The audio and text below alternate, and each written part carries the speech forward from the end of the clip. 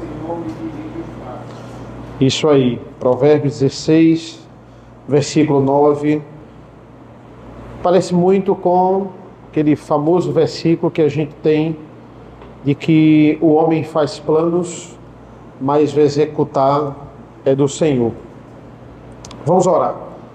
Senhor nosso Deus, nosso Pai, nós te agradecemos por mais um domingo na tua presença, um domingo de estudo na nossa escola dominical. Nos abençoa nesta manhã, esteja conosco, nos capacita, em nome do teu Filho amado Jesus. Amém. Amém. Vamos lá, queridos, o que é que a Bíblia nos fala sobre débito? Débito é algo que faz parte da nossa vida. Débito, dívida, isso. É algo que a gente tem em grande grau ou numa forma mais reduzida. A gente tem pelo menos só naquele mês, com as contas, ou a gente tem parcelado, como muita gente gosta de fazer. E por que as pessoas se endividam? Por que nós nos endividamos? Muitas vezes você pode ser uma pessoa muito programada financeiramente, mas o que é que acontece? Existe uma calamidade, existe algum problema, um problema financeiro, é claro, um problema financeiro, né? Para gerar dívida tem que ser problema financeiro, mas um imprevisto, uma coisa de saúde, e aí você precisou pegar esse dinheiro e gastar, né? Ou uma reserva que você fez e gastar com aquilo ali. Por outro lado, as pessoas olham para a dívida, né? Olham para o débito como uma possibilidade de você ter um objeto ali, aquilo que você quer, imediatamente, né? Ao invés de eu juntar vários meses ou anos para ter aquilo, eu tenho naquela hora e passo no cartão e divido e pago aquilo ali parcelado, certo? Então, existe isso aí se torna um atrativo, né? O cartão de crédito, o financiamento se torna um atrativo para isso. Eu estou precisando disso agora, então eu passo no meu limite e pago parcelado. O próprio empréstimo é uma grande tentação, não é? Porque a gente, quando entra em é difícil a gente sair, ou é difícil a gente sair de uma vida de empréstimos. Por quê? Porque que as pessoas entram em dívidas por inúmeras razões, mas o grande motivo é ter aquilo que a gente mais deseja de forma mais rápida, certo? Eu acho que é a pilha também do microfone tá indo embora. Deixa eu ver aqui. Trocar aqui.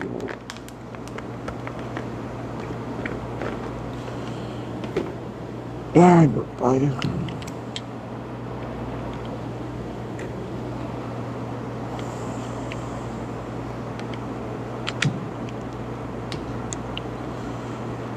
Som. Vamos ver agora. Existe uma palavra muito poderosa que é um dos grandes motivadores da gente criar dívida, e essa palavra se chama presunção. Alguém sabe o que é presunção?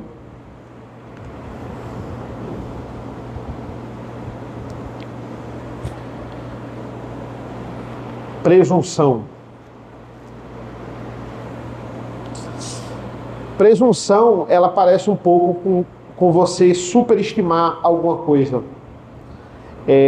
Quando você geralmente cria uma dívida, você pensa assim, não, eu vou criar essa dívida, mas as coisas vão melhorar, né? Você tem essa convicção. A presunção é isso. Com certeza as coisas vão melhorar, com certeza eu vou ganhar mais e eu vou pagar essa dívida que eu não vou nem sentir. A gente começa a querer convencer a gente de que não existe a mínima possibilidade de ter um imprevisto onde eu não vou pagar aquela dívida. Eu começo a ter uma visão muito positiva dessa situação. Por exemplo, a gente ouve isso constantemente quando está falando sobre mercado, sobre comércio, sobre subiu a bolsa, desceu a bolsa. Olha, o comércio ele deu um salto esse mês porque os consumidores estão mais do que confiantes. Por que os consumidores estão mais confiantes? Porque a situação econômica do país está estável. Isso dá confiança aos consumidores e isso aumenta o consumo. Isso é natural, né? Mas olha, as notícias que estão surgindo aí do governo, de que esse ano não vai ser um ano muito bom, faz o quê? Faz o consumidor ele se prender. Ele diz, olha, eu não vou investir nisso, eu não vou comprar nisso, porque as coisas podem piorar e eu ficar num déficit. Então, quando o consumidor não está confiante, isso é péssimo para o comércio. Okay? O consumidor ele precisa se sentir confiante. Ele precisa ouvir notícias de que as coisas estão boas para que o comércio gire. Quando ele começa a ouvir notícias de que o país está mal, e naturalmente os investidores começam a tirar seus investimentos e isso aí vai piorando. Como a gente leu em Provérbios 16, 9. Aqui é traduzido, né? Ele diz assim, o coração do ser humano traça o seu caminho. Isso é mais traduzido por, quando a gente pega, eu não sei nem qual versão é essa, é uma versão mais voltada para o original. Ele vai dizer assim, a mente do homem faz planos, né? Esse coração aqui, uma tradução literal para ela seria mente. A mente do homem faz planos, mas o Senhor lhe dirige o caminho. O Senhor dá a direção desse caminho. Nós jamais podemos ter essa presunção. A gente jamais pode esperar estabilidade ininterrupta. Por quê? Porque a gente sabe que vive no mundo caído. E a gente sabe que temos governantes que sobem e descem no poder com visões diferentes de governo. Quando dias difíceis chegam, quem é que sofre mais? Quem sofre mais é quem está em dívida.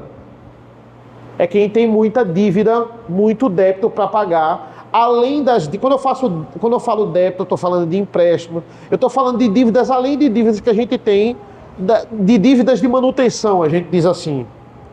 Quem é que sofre mais? Quem está em dívida.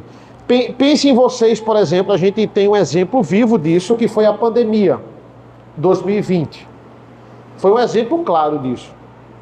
Quem não tinha reserva se deu muito mal. Existiam empresas em 2019, 2020, que elas não poderiam ficar uma semana parada. Se elas ficassem uma semana parada, isso era terrível. Que dirá, a gente ficou entre 3 e 4 meses parados. Foram 3 meses para começar a liberar as coisas que eles diziam que eram essenciais. E aí veio o grande debate, o que era essencial, o que não era essencial. Mas a ideia foi essa. Então, quem não poderia ficar um mês parado, imagina 3. Ou seja, não tinha reserva nenhuma, não existia reserva nenhuma. Ou seja, faliu, acabou. Não tinha como. Tinha empresas que se adaptaram ao home office e tinha empresas que não conseguiram se adaptar. Ou empresas que simplesmente não dava para trabalhar home office. Mariana não dá para trabalhar home office. Né? Tem médico que ainda consegue fazer consulta. A gente fez algumas consultas online. Mas como é que dentista trabalha home office? Abre a boca aqui, eu estou vendo aqui no vídeo. Não tem condições. Né? No meu caso, foi o que aconteceu. Deus é maravilhoso, né? Eu não tinha nenhuma reserva para a pandemia. E também, graças a Deus, não parei de trabalhar. Nem na igreja. Na igreja foi o período que eu mais trabalhei. Que eu virei pastor e editor de vídeo também. Né? Foi o período que eu mais trabalhei. E na escola também. Trabalhei normal. Só que o grande déficit da gente foi justamente o salário de Mariana. Porque Mariana ganha por produção. Ela não é CLT. Então o salário dela foi do valor que ela ganhava para 0, né, Mariana? E foi um grande problema. Deus é tão maravilhoso que a gente tinha um carro, a gente vendeu ele em fevereiro de 2020, antes da pandemia, e vendeu por um preço muito bom. E aí eu disse, não, vou pegar o dinheiro do carro, dar de entrada, comprar um carro melhor. Mas aí o que foi que aconteceu? Veio a pandemia. Então, justamente o salário de Mariana foi parte do valor do carro para suprir as despesas do mês. Era a única reserva que eu tinha. E aí, em agosto de 2025, a gente muito feliz comprou o Kwid. Não foi, Mariana? Pronto. Eu saí de um Logan para um Kwid.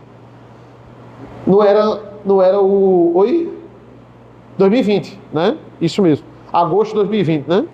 Saí de um Logan para o Kwid. Não muito feliz, mas assim, feliz porque esse valor do carro era para ter a reserva da pandemia, que eu não estava nem imaginando. Mas quantas pessoas não tiveram nem reservas, né? Quantas empresas fecharam mesmo para nunca mais abrir, porque a pandemia acabou com tudo. Alguém abre aí em Provérbios 22:7, por favor. E lê aí pra gente.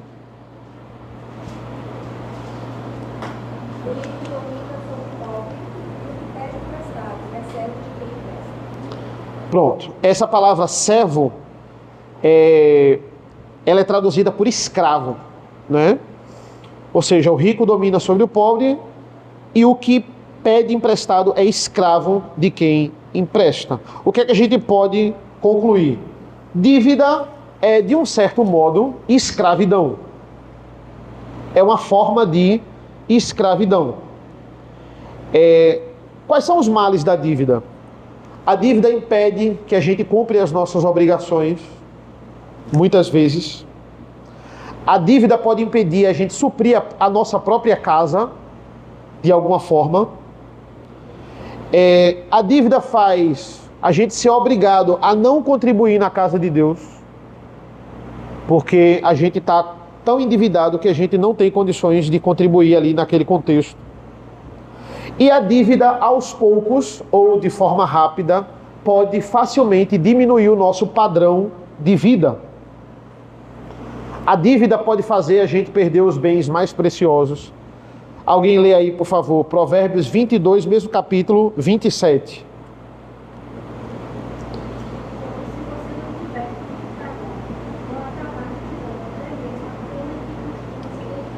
Olha aí, ele diz, olha, você chegou numa situação tão deplorável por causa da dívida que você tem que vender uma coisa muito básica, que é a sua cama.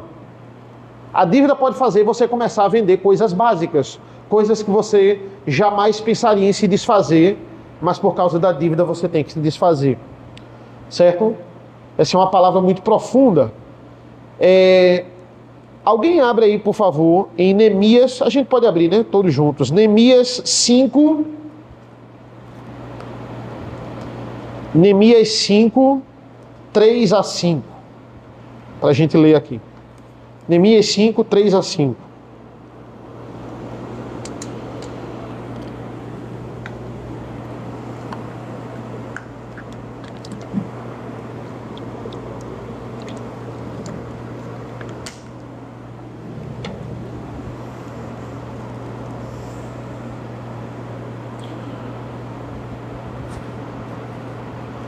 Pode ler, pode ler. Os que diziam, nós temos que hipotecar as nossas décadas, as nossas vinhas e as nossas casas, para conseguirmos cumprir em meio a esta força. Houve ainda os que diziam, pegamos o dinheiro emprestado até para pagar o rei dos tributos sobre as nossas terras e as nossas vinhas. Nós somos da mesma carne que os nossos compatriotas, e os nossos filhos são tão bons como os deles. No entanto, sustentamos os nossos filhos e as nossas filhas para serem escravos. Algumas de nossas filhas já estão reduzidas à escravidão. Não podemos fazer nada para evitar isso, pois os nossos planos e as nossas vidas já são muito outros. Veja que coisa triste, né? Qual é o contexto aqui? O povo estava voltando para a terra de Israel, mas só que existiam judeus mais empobrecidos que para voltar precisavam quitar algumas dívidas com o Império Persa e outros judeus nobres. E aí o que é que os judeus nobres fizeram? Empréstimos para os judeus empobrecidos. E aí o que é que acontece? Eles estão explicando a situação deles para Neemias. Olha, Neemias, a nossa dívida é tão grande que a gente teve que vender os nossos próprios filhos como escravos, né? Para a gente poder sanar essas dívidas com a Pérsia, a gente teve que vender os nossos filhos como escravos para os judeus nobres. E o capítulo 5 é Neemias dando uma dura para esses judeus nobres, dizendo, olha, eles são povo igual a vocês, eles quiseram voltar para a terra igual a vocês, como é que vocês chegaram ao ponto de aceitar eles venderem os filhos? Né? Como é que a gente vai reconstruir a nação dessa forma? Então é isso, a dívida reduz a gente à escravidão, esse é o mal da dívida. A gente vira escravo, escravo do banco, escravo da pessoa que a gente contraiu o empréstimo, escravo da financiadora, certo? E, irmãos, todo mundo sabe disso, porque eu acho que todo mundo já passou por isso. Dívida é muito estressante. Dívida facilmente pode tirar o nosso sono, pode tirar a nossa paz. A gente vai ficar ali maquinando, como é que eu vou pagar isso? Como é que eu vou resolver essa situação? E pode nos deixar uma pessoa ansiosa. Vamos abrir aí em Deuteronômio 28, por favor. Deuteronômio 28, versículo 44.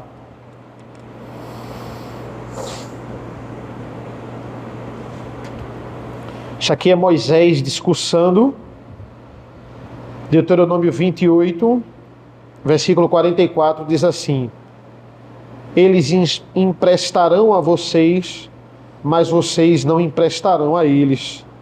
Eles serão por cabeça e vocês serão por cauda. Isso aqui são os castigos proferidos ao povo de Israel se eles fossem idólatras ou desobedientes, coisas que exatamente eles foram. E um dos castigos vocês vão dever aos inimigos. Vocês vão ser servos dele.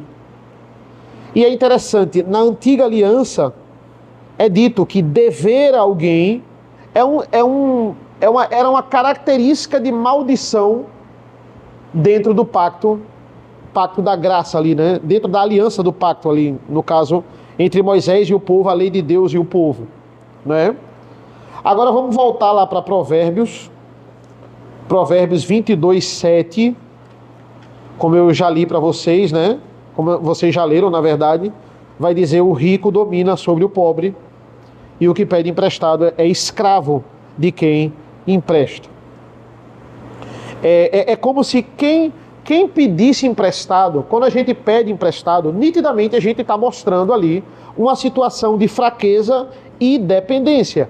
E, de um certo modo, isso pode ser de uma forma bem tranquila, né? Você ser fiador sobre o outro, ou você emprestar o outro. Você mostra um certo poder sobre o outro quando você empresta a alguém.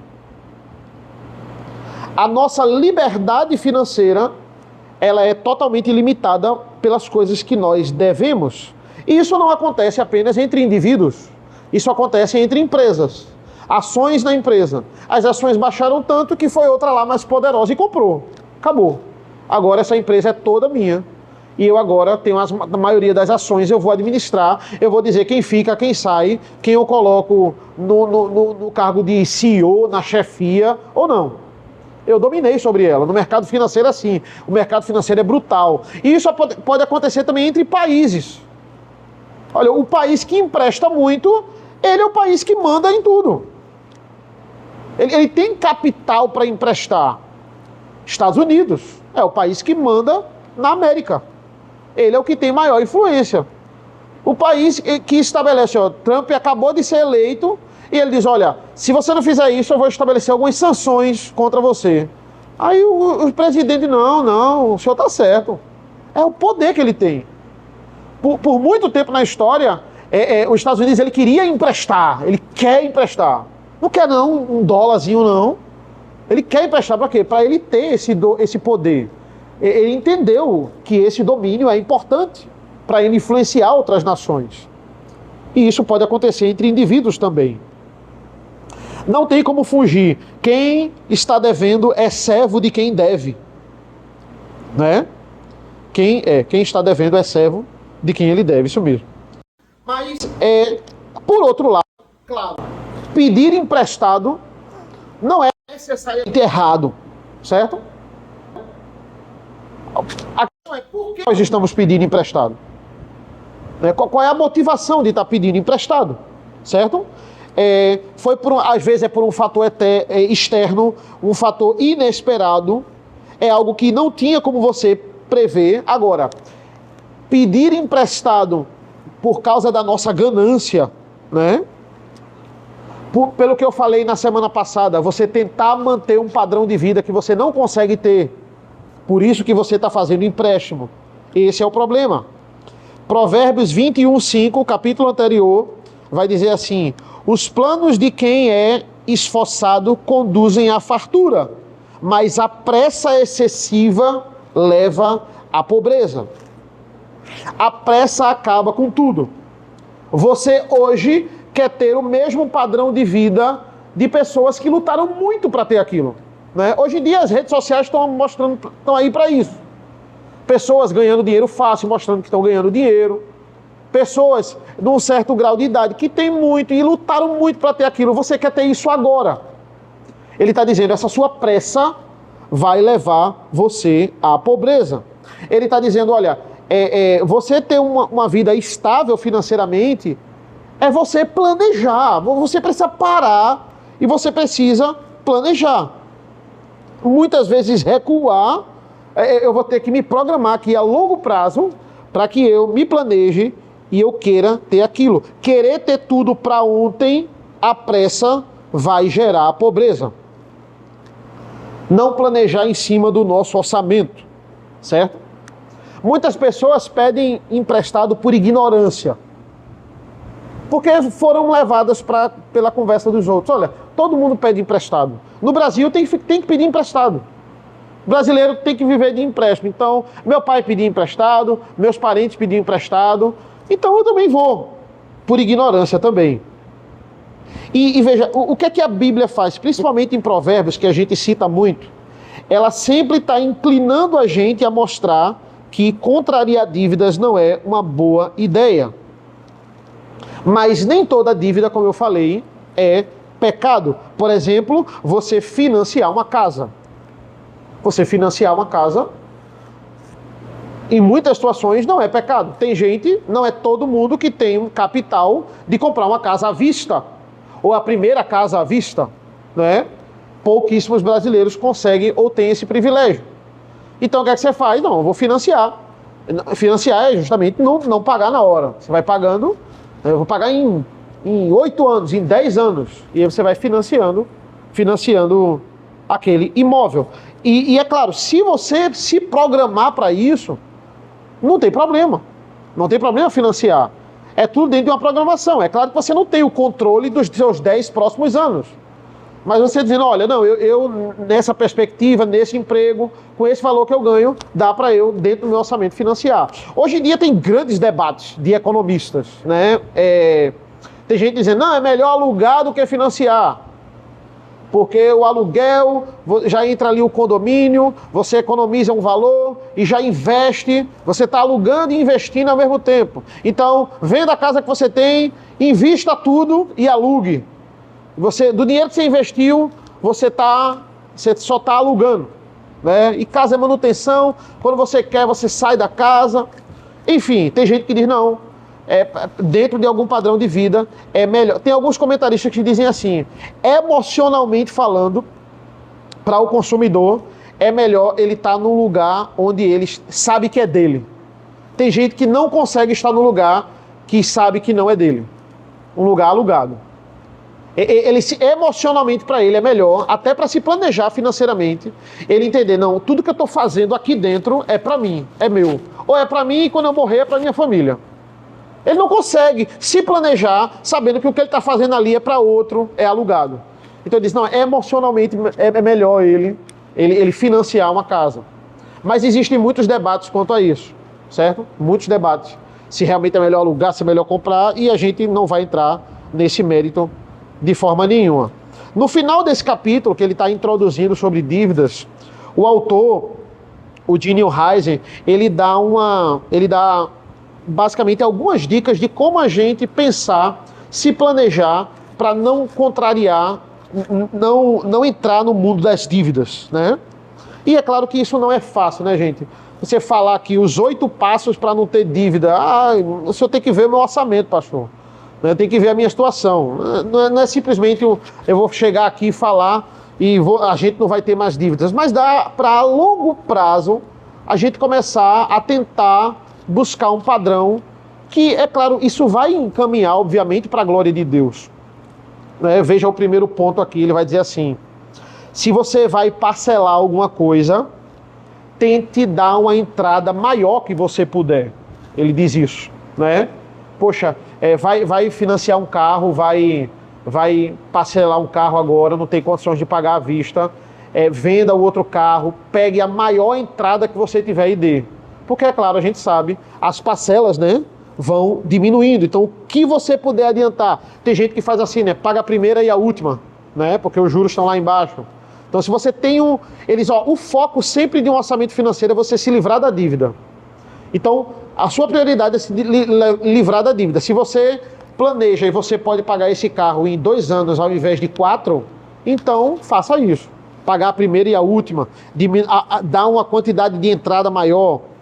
Segundo, se assegure sempre de que o seu pagamento mensal ele cabe no seu orçamento.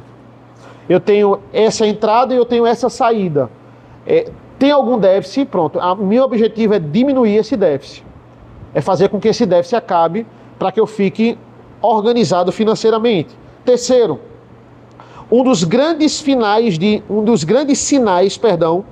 problemas financeiros é você tirar empréstimo para pagar consumo mensal.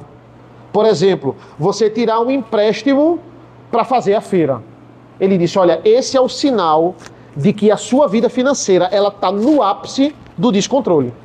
Você ter que pedir um empréstimo para fazer a feira, ou seja, o seu salário não paga a sua comida, né? Não paga o consumo diário.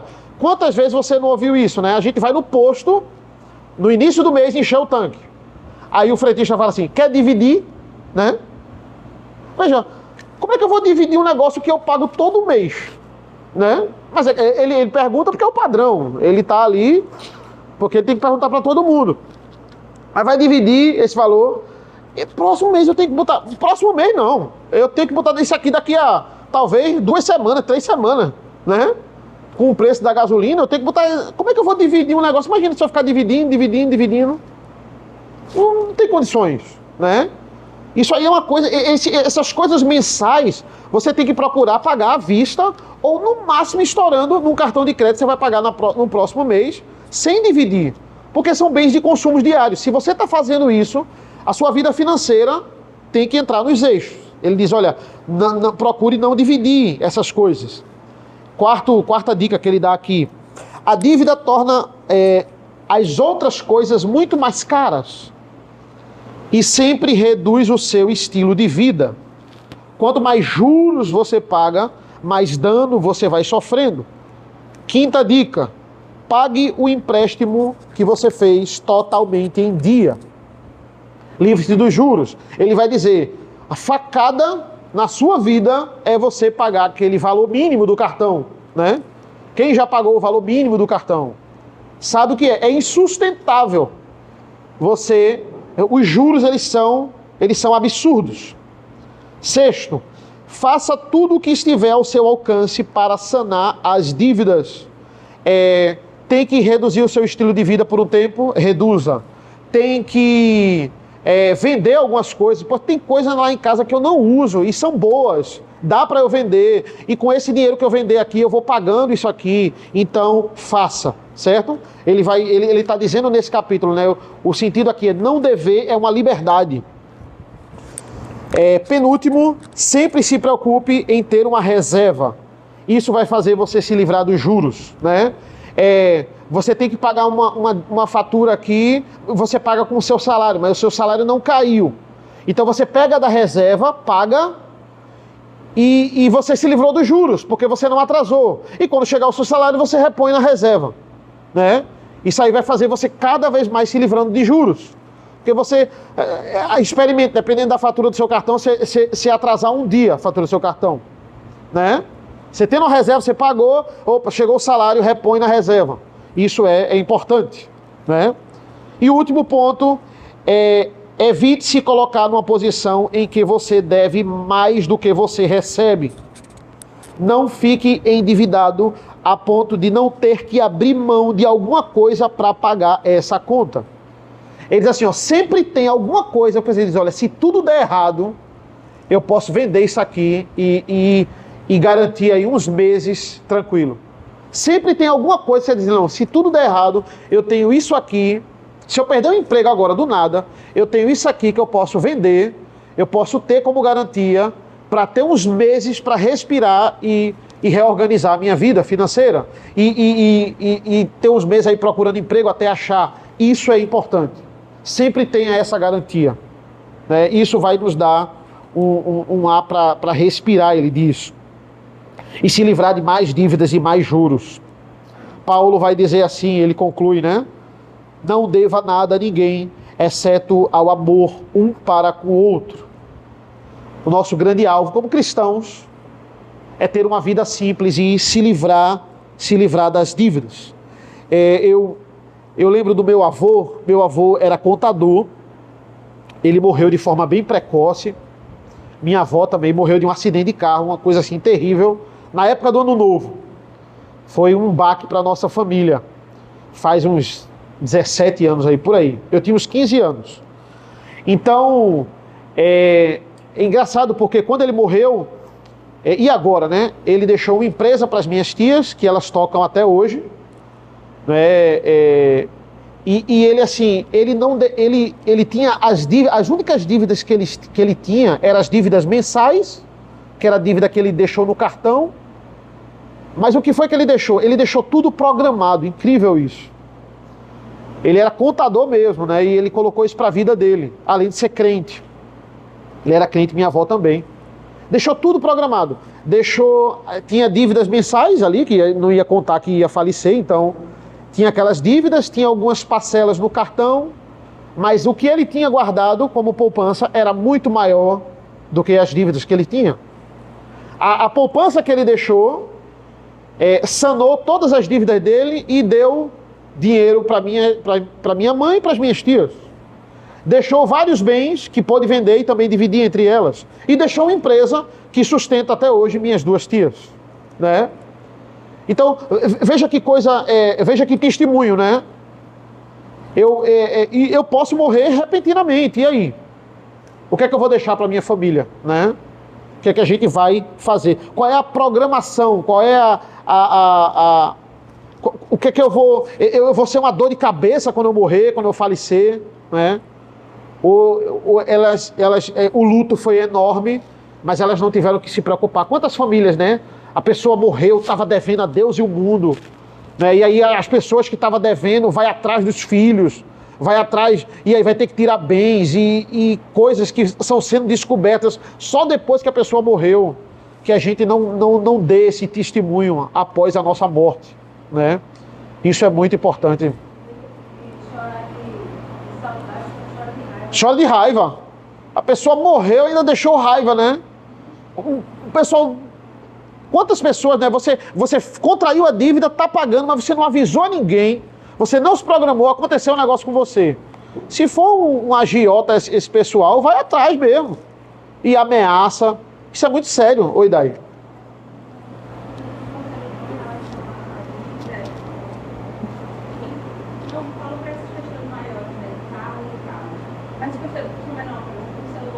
Sim. Seria não dividir aquilo que você não pode pagar à vista.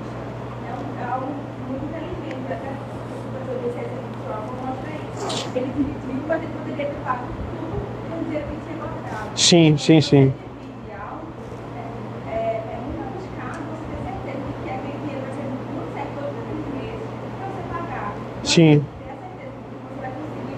Se você tem aquele dinheiro para pagar à vista, sim, você vai dividir pelo menos que não tem diferença. Sim.